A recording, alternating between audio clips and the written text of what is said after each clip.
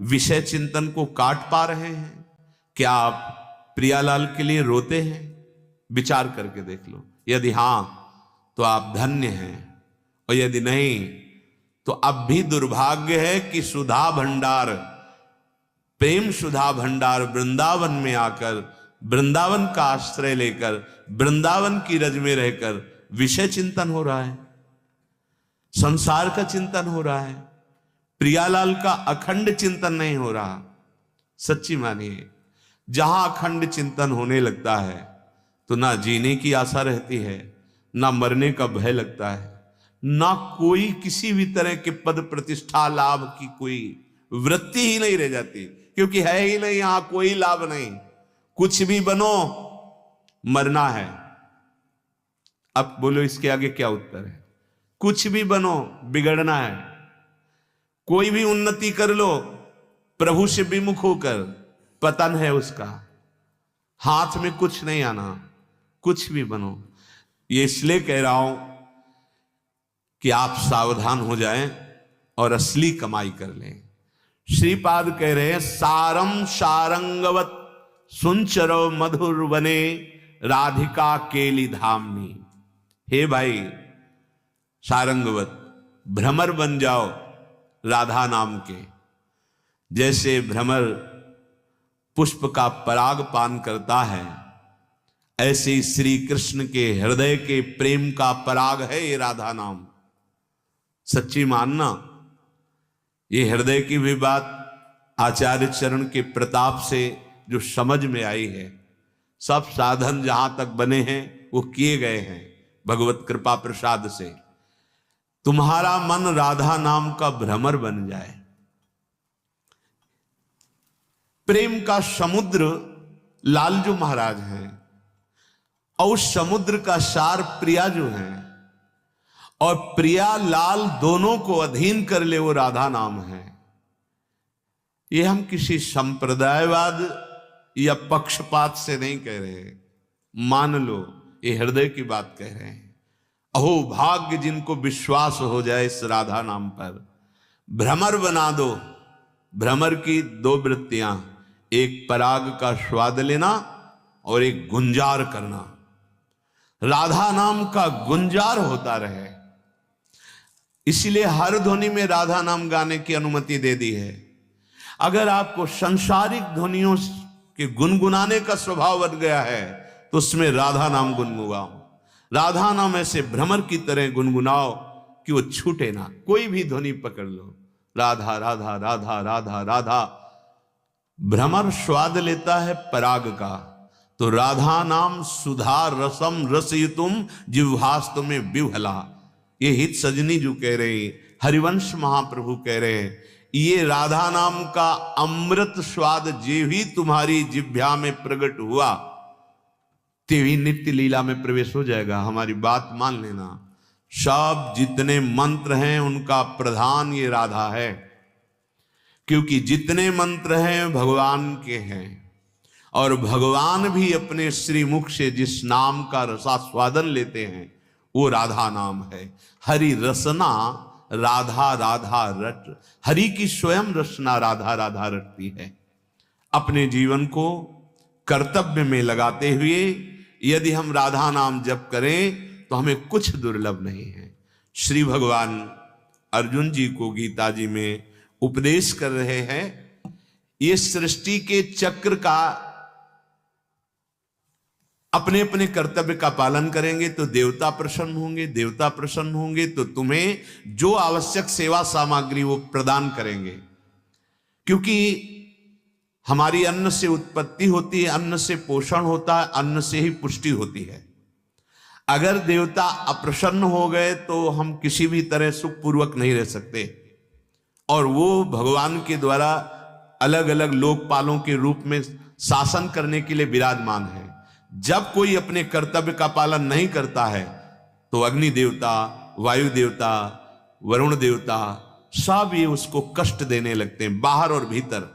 शरीर की वायु बिगड़ गई, बात रूप में हर जोड़ में दर्द, कफ प्रकट हो गया। अग्नि बिगड़ गई, भोजन पचना बंद हो गया। ये सब देवता हैं।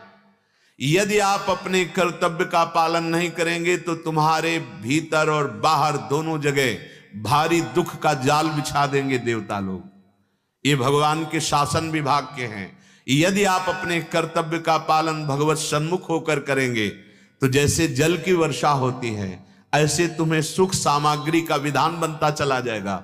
आप उन्नतशील होते चले जाएंगे और भगवान का भजन भी बनेगा और इस लोक में भी सुखी रहेंगे। ई परलोक सकल सुख पावत, चाहे इस लोक में हो चाहे परलोक में हो, कोई दुख तुम्हारा स्पर्श नहीं कर पाएगा। आएगा भले प्रारब्धानुसार, लेकिन तुम्हें परास्त नहीं कर पाएगा यदि अपने कर्तव्य का पालन कर रहे हो। श्री भगवान कह रहे हैं एवं प्रवर्तितम चक्रम नानुवर्तयति यः अघायुरिंद्रिया रामो मोघम पार्थ सजीवति। वही बात जो सूरदास जी महाराज भी कह रहे थे, वो जीता जी प्रेत हो जाता है। जैसे गोस्वामी जी कह रहे जीवित मुर्दा टहल रहा है, भगवान यहां कह रहे मोघम पार्थ सजीवति, उसका बिल्कुल बेकार जीवन चला गया। किसका? जो अपने कर्तव्य का पालन नहीं करता है। इस लोक में भगवान ने जिसको जो कर्तव्य दिया है उसका जो पालन नहीं करता है वो सृष्टि चक्र में बहुत बड़ा धक्का पैदा कर रहा है। जैसे आपको धर्म पूर्वक अपने अपने कर्तव्य बताए गए हैं कि आप एक पति हैं, आप एक भाई हैं, आप एक पुत्र हैं, आप एक समाज सेवक हैं, आप एक राष्ट्र के जन हैं, तो आपका कर्तव्य अपने अपने अधिकार के अनुसार है। यदि आप ऐसा नहीं करते तो सृष्टि चक्र में बाधा पहुंचा रहे हैं। वह इंद्रियों के द्वारा भोगों में रमण करने वाला पापी अघायुर इंद्रिया रामो, जो केवल अपनी इंद्रियों की तृप्ति के लिए भोगों में बढ़ता चला जा रहा है, पापाचरण करता, वो पापी जीते जी व्यर्थ जीवन बिताने वाला और बड़े दुख पूर्वक नरक आदि को भोगने वाला बनेगा।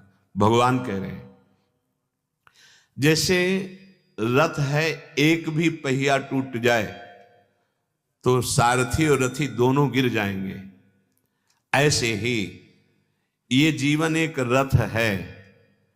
अगर आपकी एक भी इंद्री पापाचरण में गई तो तुम्हारी बुद्धि और तुम, जीव रथी है बुद्धि सारथी है, दोनों फंस जाएंगे। एक भी इंद्री, एक ही इंद्री तो दृष्टि की गई थी, नेत्रेंद्रिय अजामिल की।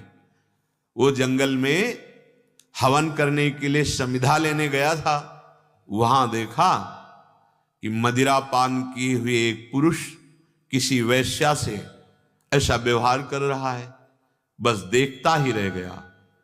एक इंद्री को शासन में नहीं ले पाया, देखते ही देखते वो कामांध हो गया। कहां धर्म से चलने की बात उसके हृदय में थी। पिता की आज्ञा से ये समिधा लेने आया था, बहुत ही संयम पूर्वक जीवन बिताने वाला, नवीन अवस्था। एक इंद्री ने उसको इतना भ्रष्ट कर दिया, सब धर्म कर्म चौपट करके परिवार से बिलग होकर वैश्या के पास ही सब संपत्ति देकर आजीवन अपने को नष्ट कर लिया। ये तो भगवान के नाम ने आखिरी में बचा लिया। एक इंद्री महाराज सौभरी जी की मछली की मैथुन कीड़ा को देखकर उनको 50 ब्याह करने, एक इंद्री आपको भ्रष्ट कर सकती है। यहां कह रहे हैं जैसे रथ का पहिया का एक हिस्सा टूट जाए तो सारथी और रथी दोनों को धक्का लगेगा, गिरेंगे। एक इंद्री आपके शासन से हट जाए तो बुद्धि सारथी है और जीव रथी है, दोनों को फंसा देगी। संसार में हम मुक्त होने के लिए आए, फंसने के लिए नहीं। ये बहुत कम समझ है, ये बुद्धि समझ नहीं रही। 4 दिन का जीवन है, हम कुछ सत्कर्म कर लें, कुछ ऐसे अच्छे कार्य कर लें कि हमारे जीवन की उन्नति हो जाए, हमारा जीवन सत्य की तरफ चल पड़े। पर नहीं, ये समझ ही नहीं है कि सतमार्ग किसे कहते हैं, सुख किसे कहते हैं। श्री भगवान कहते हैं इंद्रिया रामः, जो कामना में है, ममता में है, आसक्ति पूर्वक भोग भोगता है, उचित भोग, धर्म पूर्वक भोग, जैसे पानी पीना, भोजन पाना, वस्त्र धारण, ये सब विषय के अंतर्गत आते हैं। धर्म पूर्वक विषय जो सेवन होता है उसमें वैराग्य प्रकट होता है। अधर्म पूर्वक जो विषय सेवन होता है उसमें राग पुष्ट होता है, आसक्ति पुष्ट होती है। जैसे गृहस्थ में केवल अपनी पत्नी से अनुराग रखने वाला, कुछ दिनों के बाद उसका राग मिटने लगेगा। यदि थोड़ा भी सत्संग आदि है तो उनका भोगों से राग मिट, लेकिन जो व्यभिचारी है कभी उसका राग नहीं मिट सकता। हाँ, भगवान कृपा करे सत्संग का प्रभाव जागृत हो जाए तो वो भी सुधर सकता है, अन्यथा भोगों से राग नष्ट नहीं होने वाला। भगवान कह रहे जो इंद्रिया रामः, केवल इंद्रियों से भोग कर सुखी होने वाले हैं, उनमें कामना बहुत होती है। वो शरीर में अपने और शरीर संबंधी में ममतावान होते हैं, भोगों में उनकी आसक्ति होती है, बार बार भोग भोगने की प्रबल इच्छा होती है। ऐसे मनुष्य पशु से भी नीच कहे गए हैं। कोई कह सकता है पशु से नीच क्यों यहां भगवान कह रहे हैं? उसे तिनते खर सूकर श्वान भले, जड़ता बस जे न कहें कछवे, जरि जाओ सुजान की नाथ बिना, जो जिए जग में तुम्हारो बिन हुए। श्री भगवान का हुए बिना, भगवान का भजन किए बिना जो केवल भोग भोग कर जीवित है, बोले उनसे पशु अच्छे हैं। क्यों पशु क्यों अच्छे हैं? बोले पशु अपने पूर्व पाप का नाश करके ऊपर उठ रहे हैं और ये नवीन पाप करके दुर्गति को जा रहा है। जहां निर्मलता आनी चाहिए वहां मलिनता बढ़ रही है। ऐसे पुरुष इंद्रिया राम कहे जाते हैं और इनका दिमाग खराब हो जाता है। कैसा दिमाग? जिनका पोषण करना चाहिए उनका शोषण करने लगते हैं, जो पूज्य जन है उनका अपमान करने लगते हैं, जैसे माता पिता आदि, इनका अपमान करने लगते हैं, घर से निकाल देते हैं या हिंसात्मक वृत्ति में उतर आते हैं, इनको पीटते हैं या दुख देते हैं। पूज्य जनों का अपमान और जिनका पोषण करना चाहिए उनका शोषण, इनके अंदर राक्षसी बुद्धि आ जाती है। ये सृष्टि चक्र में भयानक बाधा देने वाले हैं। जैसे गांव में एक आदमी दुष्ट स्वभाव का हो, पूरे गांव को कष्ट मिलता है। वो ऐसे आचरण करता है कि सुन करके, देख करके या व्यवहार में आकर सब पीड़ित होते हैं। भगवान कह रहे हैं वो सृष्टि चक्र में बाधा पहुंचाते हैं, और जहां वो सृष्टि चक्र में बाधा पहुंचाए तो जो शासन विभाग देवता हैं फिर उसको नष्ट करते हैं। ऐसा ना देखो कि जो पापाचरण कर रहा है बड़ा सुखी है, नहीं, वो सुखी नहीं, उसके पुण्य नष्ट किए जा रहे हैं। जितनी जल्दी पुण्य नष्ट होंगे उतनी जल्दी वो भयानक दंड का अधिकारी बन जाएगा। अभी पुण्य उसको दंड देने में रोक रहे हैं, इसलिए पुण्य दे दिए जाते हैं जल्दी।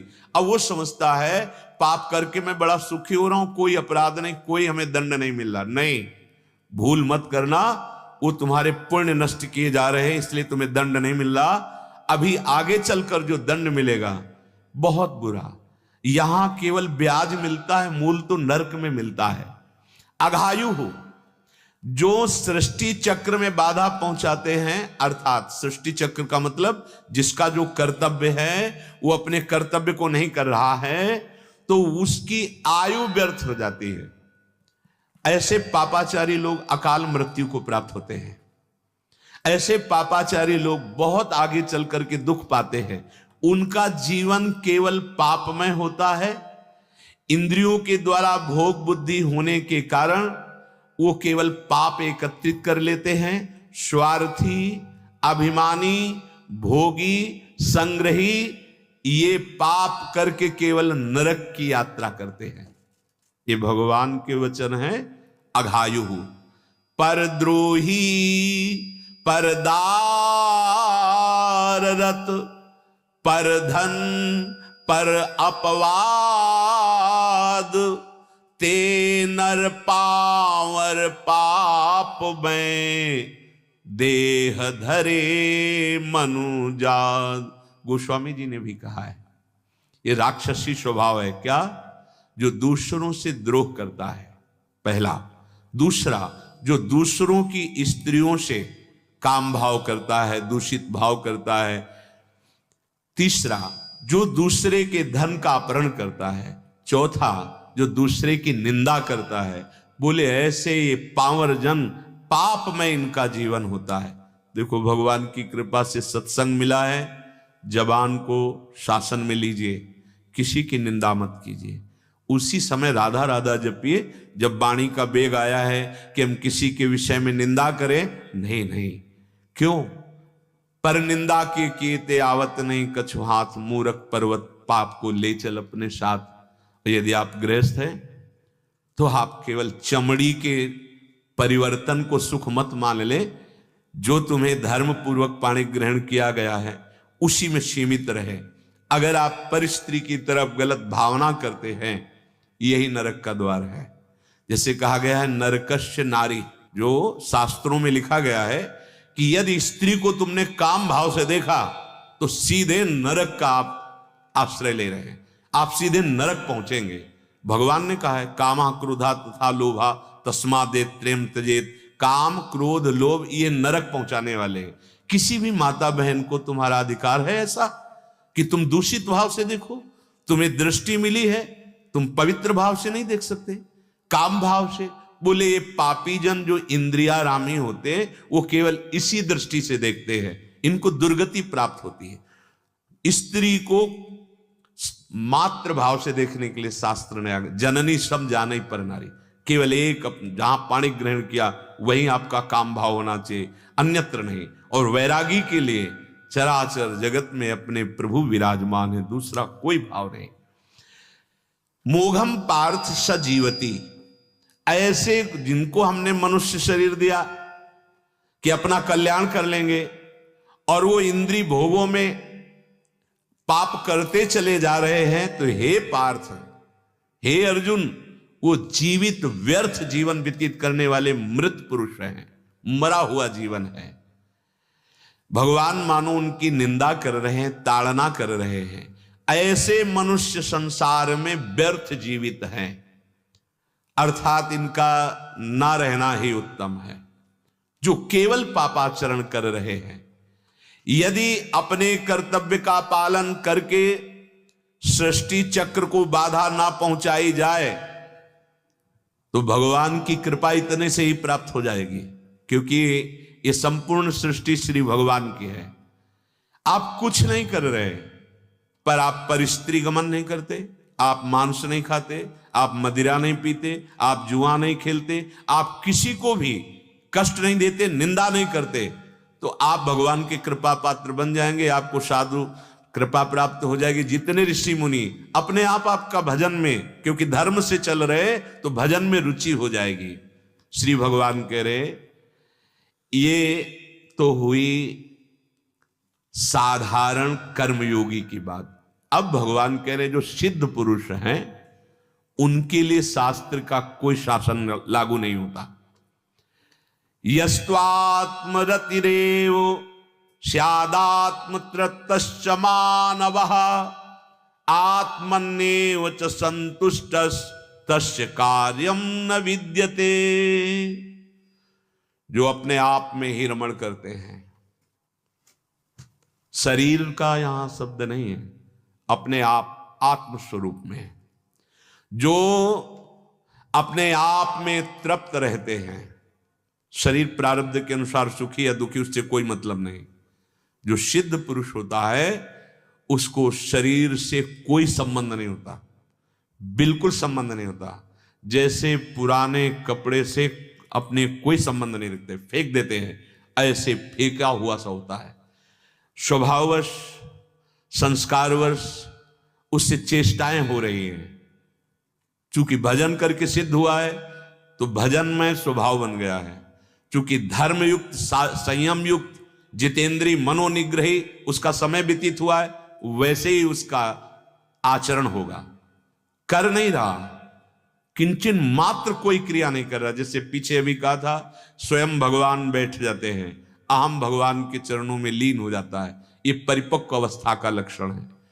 वो अपने आप में रमण करता है, अपने आप में तृप्त रहता है, अपने आप में संतुष्ट रहता है। अब सृष्टि में उसके लिए कोई कर्तव्य नहीं रहा। यह है कृतकृत्य महापुरुष का स्वरूप। इस श्लोक में वर्णन करते हैं। ये कृतकृत्य कौन हुआ? जो कर्तव्य कर्म का पालन करते हुए भगवत स्मरण परायण रहा। जो कर्तव्य कर्म का पालन नहीं करते, वो इंद्रियारामी, वो पापी, उनका जीवन व्यर्थ और वो नरक को प्राप्त होते हैं, नारकी योनियों को प्राप्त होते हैं। जो अपने कर्तव्य का पालन करते हुए भगवत स्मरण करता है, वो इस स्थिति को प्राप्त होते हैं। ये सिद्ध महापुरुष की स्थिति है। जब उपासक केवल प्रभु से संबंध मानकर व्यवहार करता है, यही लाखों बार चर्चा हुई है। ध्यान दे दो, बहुत आनंद का विषय है। हमें वहीं माता पिता की सेवा, वहीं पत्नी की सेवा, पुत्र की सेवा, समाज की सेवा वहीं करनी है। भागना नहीं, कहीं भी भाग के जाओ। संसार है, ये माया रचित है। अगर आपका उद्देश्य विचार ठीक नहीं हुआ तो कहीं भी भाग के जाओ, ये मलिन कर देगी। तीर्थ में रह लो, धाम में रह लो, अगर आपका उद्देश्य ठीक नहीं है, बात नहीं बनने वाली। विश्वास कीजिए, आपका उद्देश्य ठीक है, आपका कर्तव्य कर्म पर पूर्ण भाव है, आप भगवत प्राप्त हो जाएंगे। भागने की जरूरत नहीं है। आपको ये निराश होने की हमें तो वृंदावन वास नहीं मिला तो हमें प्रियाजू कैसे कृपा कर। नहीं नहीं नहीं, प्रियाजू की कृपा सीमित नहीं है कि केवल जो वृंदावन में रहते हैं वही प्रियाजू के हैं और जो बाहर रहते हैं वो प्रियाजू। सब पर मोरी बराबर दया। हमारे प्रियालाल की सब पर बराबर कृपा है। पर अब ध्यान देना है, केवल प्रभु से संबंध रखना है। तो इसका मतलब सब छोड़ के भाग जाए? नहीं नहीं नहीं, सबसे प्रीति करनी केवल प्रभु संबंध। नाते नेह राम के मनियत सुहृद सुसेव्य जा। यहां टिक नहीं पाते, देख लो, यहां नहीं टिक पाते। प्रभु संबंध से हम सबसे व्यवहार नहीं कर पाते। ये हमारी पत्नी, हमारा पुत्र है, यही तुम्हारी बंधन की वृत्ति है। जो सिद्ध पुरुष होता है, यहां सिद्ध पुरुष का तात्पर्य न गृहस्थ से है न विरक्त से, स्थिति से है। कोई भी हो सकता है, स्त्री शरीर में, पुरुष शरीर में, जवान, बालक, बूढ़ा, कोई भी। प्रहलाद जी 5 वर्ष के हैं और चरम अवस्था की स्थिति प्राप्त है। सर्वम खलमिदम ब्रह्म की अनुभूति से युक्त महापुरुष हैं। 5 वर्ष की आयु है प्रहलाद जी की। इसका आयु से कोई संबंध नहीं होता, निश्चय से होता है। ऐसा नहीं कि कोई 60 वर्ष से साधना में लगा हुआ है तो उसी को ये अनुभूति होगी, अभी तो नया नया है, इसको क्या अनुभूति होगी, ऐसा नहीं है। हो सकता है पूर्व जन्म का वो तपस्वी, उसका विचार परिपक्व हुआ, ये साधन से नहीं होता है। जो हम साधन करते हैं असाधन मिटाने के लिए, और विचार, निश्चय, चिंतन, ये जहां शुद्ध हुआ तहां स्थिति आ जाती है। कर्म तो सब प्रारंभ और अंत वाले हैं, इनसे अनंत महिमा अपने स्वरूप या अपने भगवान की अनुभूति नहीं होती। ये कर्म केवल हमसे पापाचरण ना होने पावे, क्योंकि कर्मों का वेग है। अब उनको शमन करने के लिए कर्म करना पड़ेगा, तो हम धर्मयुक्त कर्म करते हैं, दूसरे को सुख पहुंचाने वाले कर्म करते हैं। लेकिन वो इतने सामर्थ्यशाली नहीं कि उस कर्म के परिणाम से हम भगवान को खरीद ले। चाहे जितनी बड़ी तपस्या हो, कोई तपस्वी भगवान को खरीद नहीं सकता। तभी कहा, मिले ही न रघुपति बिन अनुरागा, किए कोटि जप जोग विरागा। भगवान की प्राप्ति भगवान की कृपा से होती है। वो कृपा जब देखते हैं भगवान की अपने कर्तव्य का पालन कर रहा है, मेरा स्मरण कर रहा है, तो कृपा हुई और भगवान हृदय में प्रकाशित हो गए। एकमात्र प्रभु का संबंध ये बैठा लिया जाए तो बहुत बड़ी यात्रा जो दूरी की है वो नहीं करनी पड़ेगी। इसी को गोस्वामी जी कह रहे हैं, बिगड़ी जन्म अनेक की अवहीं सुधरे आज।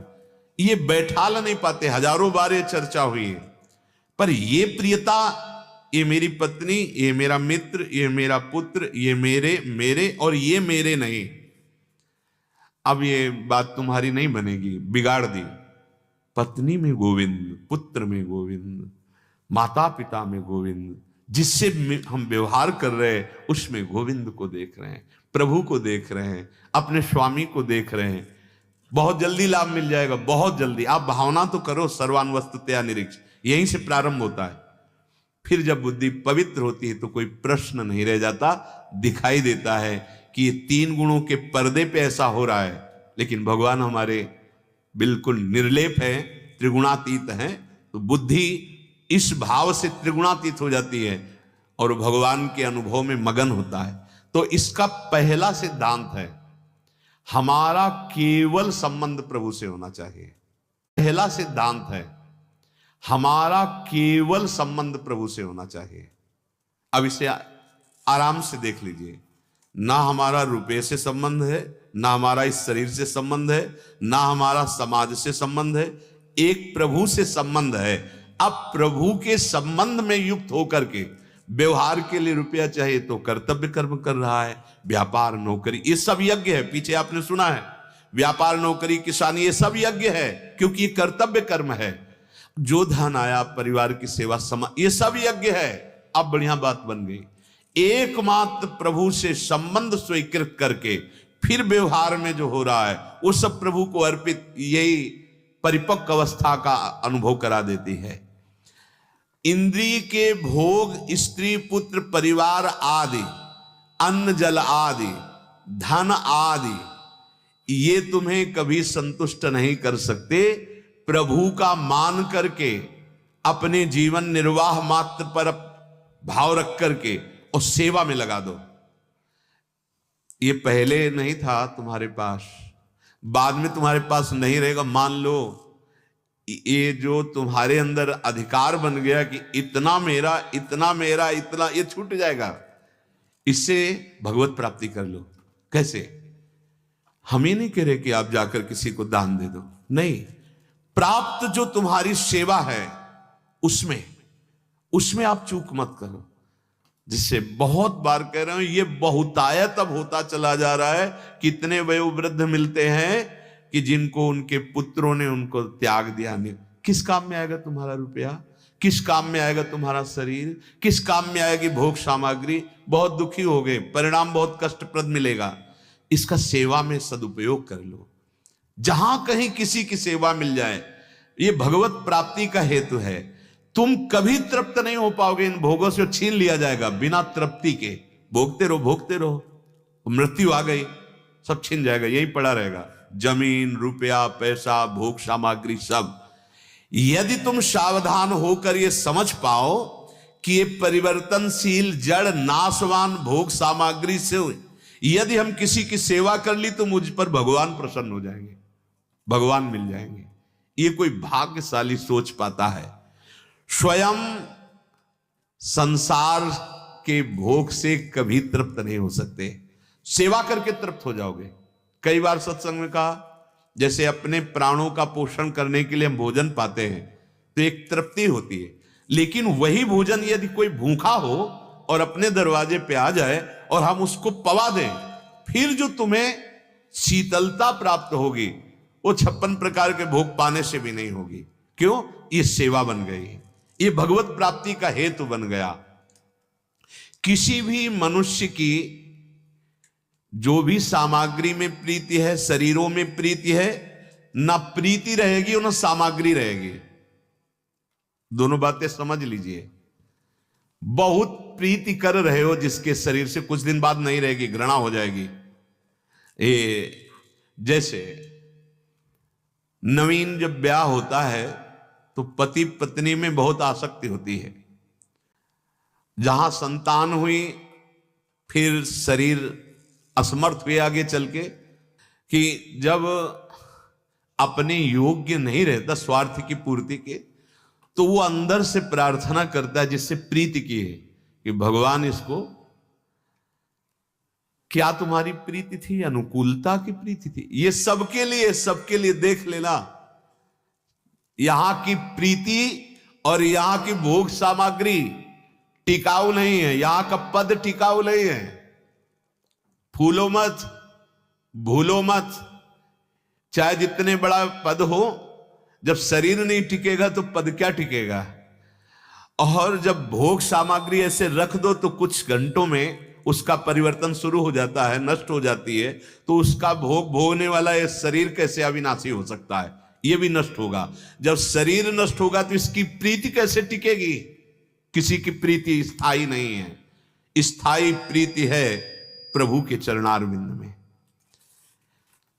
आपको कुछ भी भोजन बहुत अच्छा लगता हो, अधिक मात्रा में आप उसका सेवन कीजिए, फिर देखिए आपको कितना प्यारा है।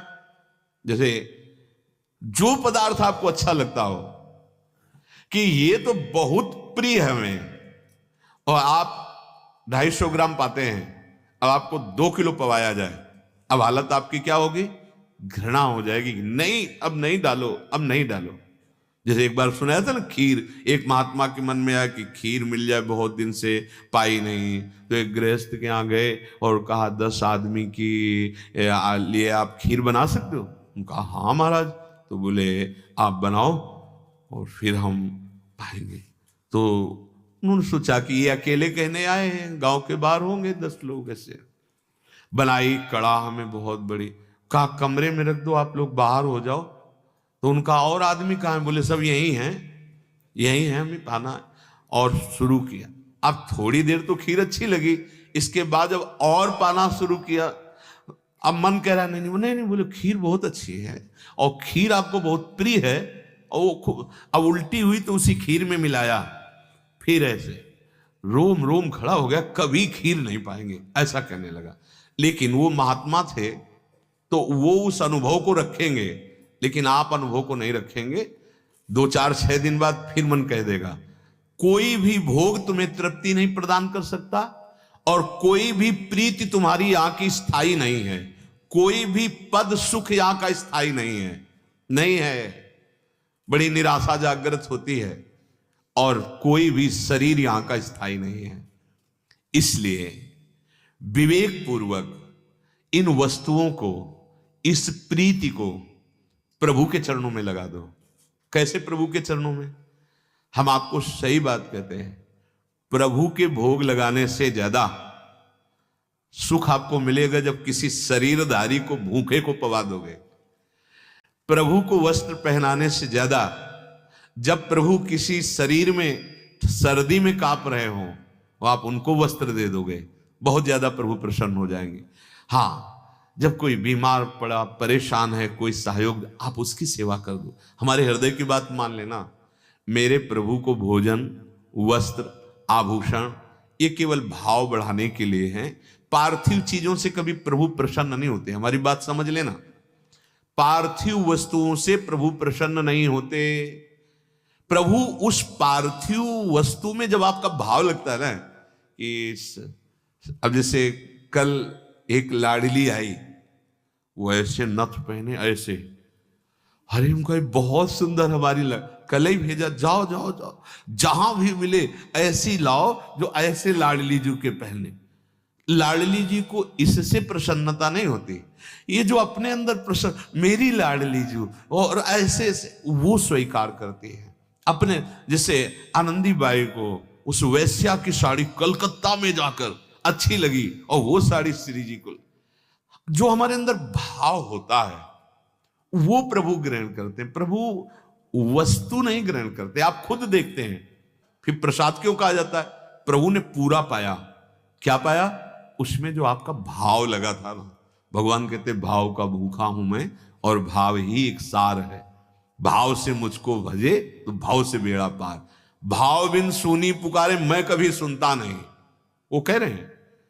अगर भाव नहीं, आप प्रभु भाव बिन सुनी पुकारे मैं कभी सुनता नहीं, भाव पूरी टेर ही करती मुझे लाचार है। प्रभु को लाचार कर देती, विवश कर देती है। अभी कल ही एकांतिक में कहे, भला बेर कोई अंगूराधि है क्या? बखान बखान के पार है। टूटे चावल कोई स्वादिष्ट पदार्थ है क्या? बखान बखान के पार है। क्या पा रहे हैं? भाव, वो दैन्यता, वो प्रीति। यहां ध्यान देने योग्य विषय है। कह रहे तुम्हारी प्रीति झूठी, तुम्हारी भोग सामग्री झूठी, भोगने वाला शरीर झूठा। अरे इससे सत्य कमा लो। क्या सत्य? प्रीति करो, सबसे करो, सब जीवन सो प्रीति। आचार्य वाणी कह रही, सब जीवन सो प्रीति, करो प्रीति, पत्नी में करो और करो, पुत्र में करो और करो, माता पिता में और प्रीति करो, पर भगवत भाव से, भगवान मुझे इस रूप में आकर ये कर्तव्य कर, अभी आनंद में गृहस्थी हो जाए। कैसी कैसी दुष्टता बुद्धि में बैठ गई। हम बार बार यही कहते, संभलो संभलो। अब विश्वास नहीं रहा जा रहा है, पति पत्नी के बीच में, भाई भाई के बीच में, पिता पुत्र के बीच में विश्वास नहीं तो फिर प्रीति कहां, प्रीति नहीं तो फिर आनंद कहां। ये प्रीति भगवत भाव से खूब करो, कोई निषेध नहीं। सबके हृदय मंदिर में प्रभु विराजमान है। प्रभु को भूलकर प्रीति मत करो, फंस जाओगे।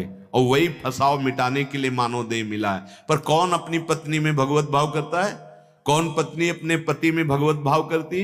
कौन अपने माता पिता को साक्षात भगवान देखते? कौन अपने लाडले पुत्र में गोपाल जी को देखते कि भगवान पधारे? बच्ची लाडली पधारी, गर्भ में बच्ची लाडली जो आ रहे हैं, उनकी सखी कोई आ रही, कहां पवित्र भाव है? हमारे अंदर दुष्ट भावों का सृजन, दुष्ट भावों का वर्धन होता चला जा रहा है।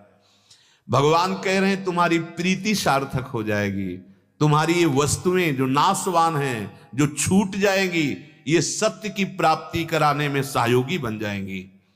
तुम्हारे शरीर ये जो परिवर्तनशील नाशवान है, ये जीवन मुक्त अवस्था प्रदान करने वाला बन जाएगा।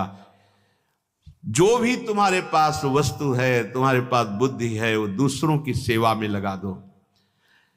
अभाव तुम्हारे हृदय में कभी नहीं रहेगा यदि ये भाव ले आए। और अगर स्वयं भोक्ता बने तो कभी अभाव खत्म नहीं होगा, चाहे जितना भोग लो। तो जो आत्मरतिवान पुरुष, जो भगवत तत्व के ज्ञाता पुरुष हैं, उनके लिए भगवान कह रहे कोई कर्तव्य नहीं है, क्योंकि उनके अंदर कामनाएं नष्ट हो चुकी है, शरीर प्रियता नष्ट हो चुकी है, भोग बुद्धि नष्ट हो चुकी है, वो अपने आप में संतुष्ट है। या इसे ऐसा कह सकते हैं कि वो श्री भगवान में संतुष्ट है। जथा लाभ संतोष सदा, काहू सो कछु न चाहूंगो। ये एक स्थिति उपासक की है। देखो हमारे अंदर ऐसा भाव है क्या कि भगवान हमें जैसे रख रहे हैं हम बहुत राजी हैं। चाहे दुखद स्थिति हो तो राजी हैं, सुखद स्थिति हो तो राजी हैं, क्योंकि हम दुखद सुखद स्थिति में नहीं, श्री भगवान में राजी हैं, अपने आराध्य देव में राजी हैं। प्रभु कह रहे हैं वो अपने आप में तृप्त रहता है। जब आपको अपने स्वरूप का परिचय चलेगा, गुरु कृपा से, गुरु प्रसाद से, भगवत कृपा से, मम दर्शन फल परम अनुपा, जीव पाओ निज सहज स्वरूपा, ये कोई भय नहीं है, मरना ही नहीं है, मरना नहीं है। नैनम छिन्नन्ति शस्त्राणि नैनम दहाति पावका, न चैनम क्लेदेन त्यापो न शोष्यति मारुता। ये चिंतन होता है, कभी कभी स्वाभाविक चिंतन होता है, ओहो कैसी गुरु कृपा हो गई, सब भय मिट गए।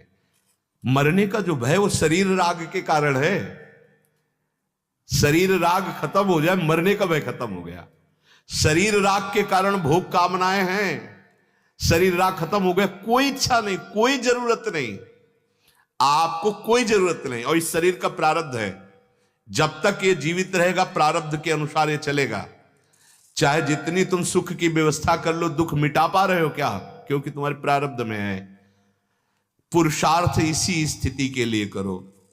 वो अपने में संतुष्ट रहता है, अपने में ही रमण करता है। श्री भगवान कह रहे हैं ऐसे भगवत प्राप्त महापुरुष के लिए अब कोई भी विधान नहीं है कि ये करो ये न करो। तभी श्रीमद् सुधा निधि में भी कह रहे हैं कर्माणि श्रुति बोधितान नितराम कुर्वन्तु कुर्वन्तु मां। वो शास्त्र के अनुसार कर्म करें या ना करें, वो विषयों को ग्रहण करें या ना करें, वो एकांत रहें या बहिर्मुख पुरुषों का संग करें, कोई फर्क नहीं पड़ता। क्यों? क्योंकि उनको स्थिति प्राप्त हो गई है।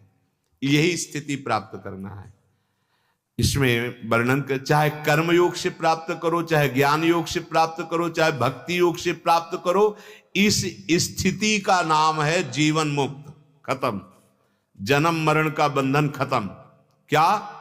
कोई कामना नहीं रह गई, किसी से ममता नहीं रह गई, किसी भोग में आसक्ति नहीं है, अपने शरीर में आसक्ति नहीं है, और पहचान इसकी कोई भी द्वंद्व दुख सुख व्यापता नहीं है। अब मृत्यु का भय नहीं रह गया है। ये हर समय परमानंद बना रहता है। ये हम भोगों में इसीलिए जा रहे हैं कि हम संतुष्ट हो जाएं, शांत हो जाएं, आनंदित हो जाएं। नहीं, ये जो आपको भोग में सुख मिलता है ना, ये चिंतन के कारण मिलता है। अगर उसका चिंतन ना होने दो और आपको सुंदर रसोई पवाई जाए, चिंतन और कहीं रखा जाए, चिंतन घसीट लिया जाए, तो आप ये भी नहीं बता सकते कि आप क्या क्या पाए थे और वो कैसा था। कोई इंद्री आपका अनुभव नहीं कर पाए, क्योंकि चिंतन। और जब हम पहले चिंतन करते हैं तो हमारे अंदर उसका रस आता है चिंतन से, चिंतन के कारण। अब जब हम उसे भोगते हैं, चाहे वो खान पान की सामग्री या कोई भोग, अब हमें सुख की अनुभूति होगी, क्योंकि हमारा चिंतन बना है। भगवान चिंतन पर जोर दे रहे हैं कि अभ्यास योग युक्ते ने चेतसा नान्यगामिना। यदि तुम्हारा चिंतन ना होने पावे भोगों का, फिर तुम देख लो कौन सा भोग तुम्हें आसक्त करता है, कौन सा बांधता है। किसी भोग में सुख नहीं है। बोले हमें तो मिलता है, तुम्हारा चिंतन बनता है इसलिए मिलता है। तुम चिंतन को दो प्रभु के चरणों में, फिर हमें बताओ अनुभव करके कहां सुख है, कहां सुख है। दुखालय भगवान ने लिख दिया और तुम सुख का अनुभव कर रहे हो इसमें। तो नैव तस्य कृते नार्थो ना कृते नेह कश्चन न चास्य सर्वभूतेषु कश्चिदर्थ व्यपाश्रय। मान लो जब दंड मिलता है पाप का, तब उस समय कोई उपाय नहीं सुहाई देता। बच जाओ, इसी शरीर में महान दुख होने वाले हैं। फिर ये शरीर की परंपरा है, बार बार जन्म, बार बार मरण। बच जाओ, इस जन्म में आप ऐसा कर लो कि बच जाओ।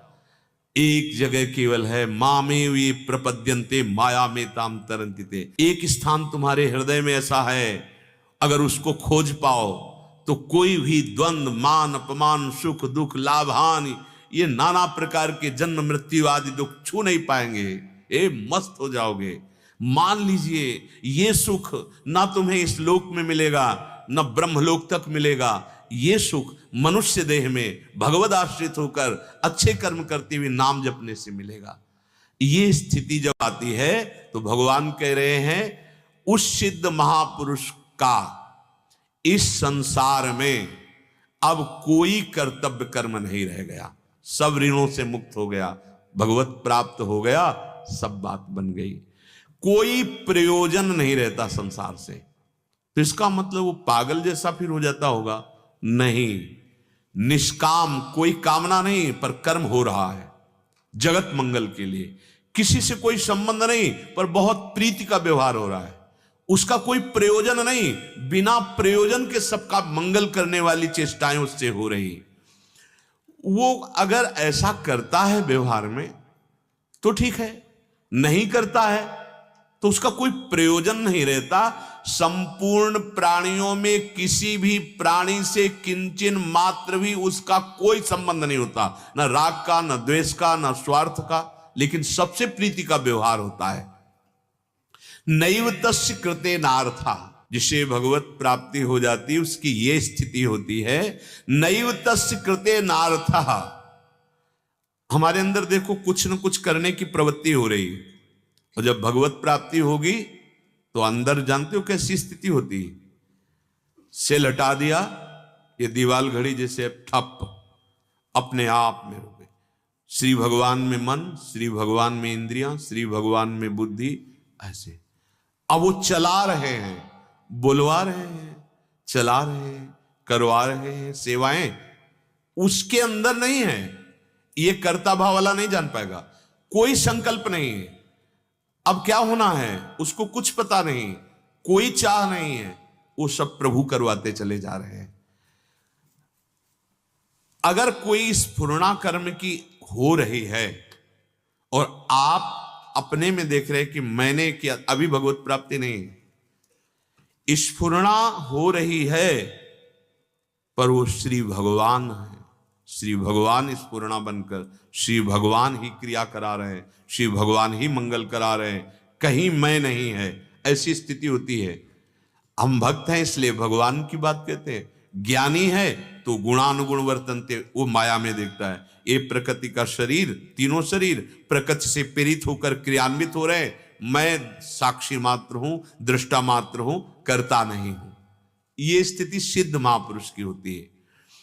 कामना पूर्ति के लिए जो कार्य किया जाता है वो कुछ फल देकर नष्ट हो जाता है, पर भगवत प्राप्ति नहीं कराता। अगर वही कार्य भगवत समर्पित कर दिया जाए तो फल तो मिलेगा ही और भगवत प्राप्ति भी हो जाएगी। वही कार्य अच्छे से समझ लो, जो कार्य हम कर रहे कामनाओं से युक्त होकर, वो उसका फल देकर नष्ट हो जाएगा। यदि हम वही कार्य तदर्पिता भगवत अर्पित कर दे, नाम जप कर रहे हैं, तो फल तो मिलेगा ही, मंगलमय फल मिलेगा और भगवत प्राप्ति भी हो जाएगी। सिद्ध महापुरुष को यह अनुभव हो जाता है कि ये शरीर, स्थूल शरीर, सूक्ष्म शरीर, कारण शरीर, इसके भोगे जाने वाले पदार्थ, इसके साथ हुआ व्यवहार, इसका प्रारब्ध है, अपना इससे कोई संबंध नहीं रहता। तभी तो महापुरुषों को जैसे देखा कि वो रास देख रहे थे, पीछे से उनको प्रहार किया, मुड़कर नहीं देखा। ये स्थिति है भगवत प्राप्त महापुरुष की। देखो कितनी सहनशीलता, कितनी तितिक्षा उन महापुरुष की, संबंध ही नहीं शरीर से। और यही करने के लिए आए हम, या हम और संबंध पुष्ट करते जा रहे हैं। व्यक्तिगत कोई भी स्थिति स्वभाव उसका नहीं होता, भगवतगत स्वभाव होता है। श्री भगवान कह रहे, व्यवहार में वर्ताव करते हुए जब भजन का अभ्यास किया जाता है वही परिपक्व हो जाता है। सिद्ध पुरुष व्यवहार करते हुए, भजन ना करते हुए भी भजन होता चला, क्योंकि करता नहीं रह गया। जैसे व्यवहार में है, वार्ता हो रही तो लगता है अब जब वार्ता हो रही तो भजन नहीं हो रहा होगा, नहीं, आप अभ्यास कर रहे हैं इसलिए आपको ऐसा लग रहा है कि अगर हम बोलेंगे तो। पर जैसे खोपड़ी में ऐसे राउंड लग रहा हो, वो नाम, वो मंत्र अपने आप वैसे घूमता रहता है और वो उसे देखता रहता है। ये भजन पद्धति, भक्ति के अंतर्गत की बात बता रहे, भजन पद्धति। वो जिधर दृष्टि डालता है तो जिसका चिंतन करता है, चाहे नाम का या मंत्र का या रूप का, वो वही दिखाई देता है। वार्ता एक क्रिया मात्र हो रही है, भगवान जो बुलवा रहे हैं हो रहा है, लेकिन उसका जो स्वभाव साधन काल से चला है वो स्वाभाविक चल रहा है, वो हो रहा है। किसी भी स्थिति में भजन नहीं छूटता, 24 घंटे में किसी भी स्थिति में उसका भजन नहीं छूटता। जिसकी परिपक्व अवस्था हो गई है, यही पहुंचना है अपने लोगों को। यही, इसी बात को पतंजलि जी कह रहे हैं, दीर्घ काल निरंतर सत्कार सेवितो दृढ़ भूमि, यही दृढ़ भूमि है। अब करना नहीं होगा, अब होगा स्वाभाविक। देखो स्थिति क्या है, प्रायः खाली समय रहना आपका स्वभाव बन गया है, विषय चिंतन करना आपका स्वभाव बन गया है। आप इसी स्वभाव का नाश करने के लिए साधन में लगे। खाली मत रहे, एक क्षण भी खाली मत रहिए। अगर आप खाली रहते हैं तो आपको कोई नहीं बचा सकता काम क्रोध से, ध्यान रखना। हम माना कि आपसे क्रिया नहीं होगी, पर आपका चिंतन होगा, आपका हृदय जलेगा, आप परास्त होने की स्थिति में हो जाएंगे। नाम, मंत्र, पद, भगवत विचार, ये हमारा क्रम चलता रहना चाहिए। जब ये क्रम चलेगा ना, तब आप देखेंगे श्री जी की कृपा से, श्री जी की रूप माधुरी, लीला माधुरी, फिर किसी कार्य का मन नहीं रहता संसार की। यही सम्यक कार्य होते हैं, ये आश्चर्य की बात है। जैसे कहे कि कार्य का मन नहीं, फिर कार्य कैसे होता है? पहले मन होता है कार्य का फल प्राप्ति के लिए, और जब रसमय वृत्ति होती है तो वो केवल भगवत इच्छा से कार्य होता है और सम्यक होगा। ऐसा नहीं कि वो कार्य में त्रुटि हो गई, करना ऐसा था कि खीर में चीनी डालनी थी वो नमक डाल दिया, या अमुक, ऐसा नहीं। बहुत सम्यक रूप से कार्य होगा पर करता नहीं बचता। इसी स्थिति के लिए हमें समय मिला है। समय नष्ट मत करो। ये इंद्रियों के भोग, हम कहते हैं आप गृहस्थ में हो तो धर्म से भोगो, विरक्त हो तो हिम्मत कर लो। एक जन्म के लिए अगर आपको जेल की सजा हो गई होती तो क्या करते आप? क्या आप ऐसे स्वतंत्र रूप से बर्ताव कर सकते थे? नहीं। मान लो आप भगवत प्राप्ति के लिए गुरुजी ने इस जन्म में हमें सजा दे दी। अब हम अपनी नेत्रेंद्री, श्रवणेंद्री, घ्राणेंद्री, त्वगेंद्री, जनेंद्री, वाकेंद्री, हस्तेंद्री, पादेंद्री अर्थात 5 ज्ञानेंद्रियां, 5 कर्मेंद्रियां, अब इनको हम केवल प्रभु में लगाएंगे, केवल समाज सेवा में लगाएंगे। अब नहीं, स्वसुख वांछा से हम एक भी चेष्टा नहीं होने देंगे। हर कर्म को भगवत समर्पित करेंगे और निरंतर नाम जप करेंगे। इस जगह हम असंतुष्ट हो जाते हैं जब हम ये देखते हैं कि आपके अंदर नाम नहीं चल रहा। हम बार बार हृदय में तापित होते हैं जब नाम चल रहा है। नहीं, आप साधक कैसे हो सकते हैं, आप उपासक कैसे हो सकते हैं कि आप ऐसे फ्री बैठे हैं, आपका चिंतन नाम का नहीं चल रहा, मंत्र का नहीं चल रहा, फिर आप ऊंचाई पर कैसे जाएंगे? ये ऐसी मना स्थिति होती साधक की, छोड़ नहीं सकता नाम। कैसे छोड़ सकता है? इसका मतलब फिर आप ये वैराग्य मार्ग या भक्त वैष्णव चिन्ह धारण करके अपने को धोखे में डाल रहे हैं। एक क्षण भी अगर आप चूके, ऐसा संस्कार कोई पुष्ट कर देंगी ये इंद्रिया मन कि वो पता नहीं कितने महीने विक्षेप देगा या जन्म, ऐसा भी है। बहुत सावधान। अब तो एक ही बात, केवल जैसे पागल आदमी जब पागल होता है ना तो उसे एक ही बात सोचती, जिस विषय में पागल हुआ है, ऐसे अपने एक ही बात दिमाग में आ रही, आप मुक्त हो जाओ, आप इस प्रपंच से निवृत्त हो जाओ, आप सदा सदा परमानंद में निमग्न हो जाओ। उसके लिए एक ही उपाय है, आपका चिंतन भगवत चरणारविंद में, आपके कर्म भगवत आज्ञा के अनुसार हो, भगवत समर्पित हो।